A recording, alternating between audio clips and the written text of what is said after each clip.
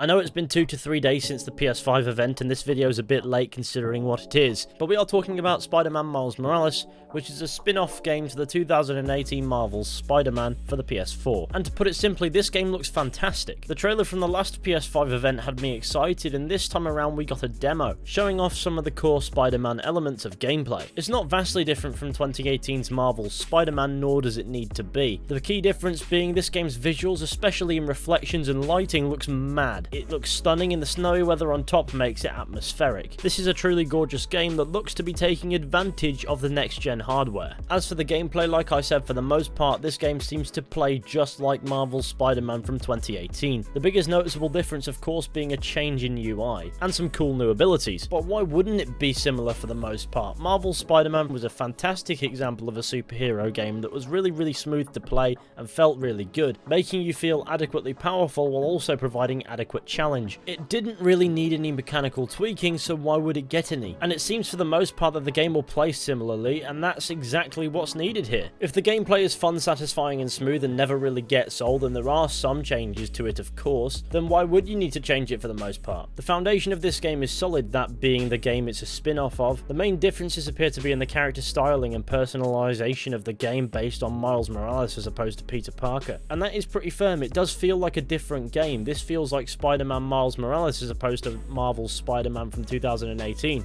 At least in watching the brief demo that we got as opposed to playing it, because it's not out yet and it won't be until later this year. My point is it still feels fresh to watch, even if the gameplay is clearly reusing a ton of assets. If there's one thing that isn't fresh that I'm noticing in this game, it's a trend that I've noticed in a lot of superhero games that bothers me perhaps more than it should. What is it with antagonists and having flashy futuristic energy weaponry? I get that it's a bit comic booky, but it's also just a little bit dull now. I don't know why that bothers me, but it's not original anymore and needs to stop, at least in my opinion. I mean really, how many times do you expect New York to be invaded by a gang of thugs wielding 25th century space lasers? Everything else in this demo looks as fresh as can be. I think it just goes to show that if you make a great gameplay foundation like Marvel's Spider-Man did, then it will outlive the game. I'm sure this game will be similar to its predecessor in many ways, and that doesn't put me off the game because it's got gameplay that I've experienced before, because the foundation just felt that solid that I have absolute confidence that it'll hold up. Obviously this game will follow a different story and the visuals have clearly been improved, but it's very clear that Insomniac knows that they did well with Marvel's Spider-Man and there's no need to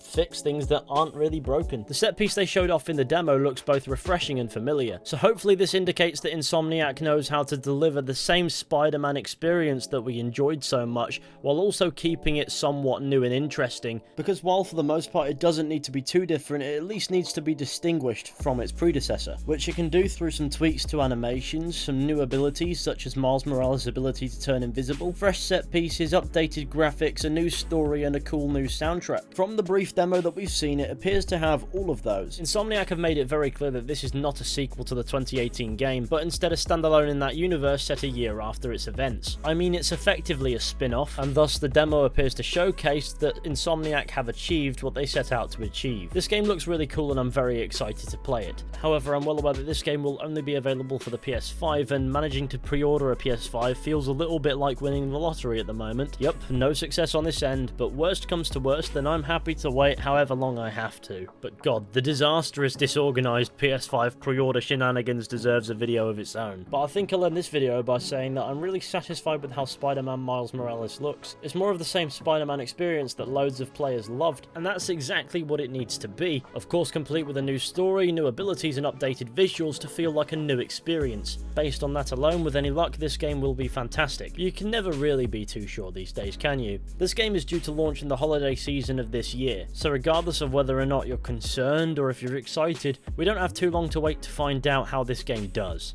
Though depending on how this PS5 stock issue goes, that could be an exclusive crowd who get to find out for us. Regardless, that concludes today's video. I'm very optimistic for this game. I love the 2018 Spider-Man, however I would say the DLCs were terrible, so I hope this feels more like the base game of that, but itself as well, as opposed to the DLCs for that, which weren't so good. But as long as it's unique, the story's good and the gameplay keeps us interested, then it should be fine. The visuals speak for themselves. Anyway, thank you all for watching this video. I hope you enjoyed. Be sure to go ahead, leave a like, subscribe, share the channel with your friends and all that wonderful stuff. That would be fantastic. And with any luck, I'll be seeing you all very soon with another video at some point. But until next time, take care and goodbye.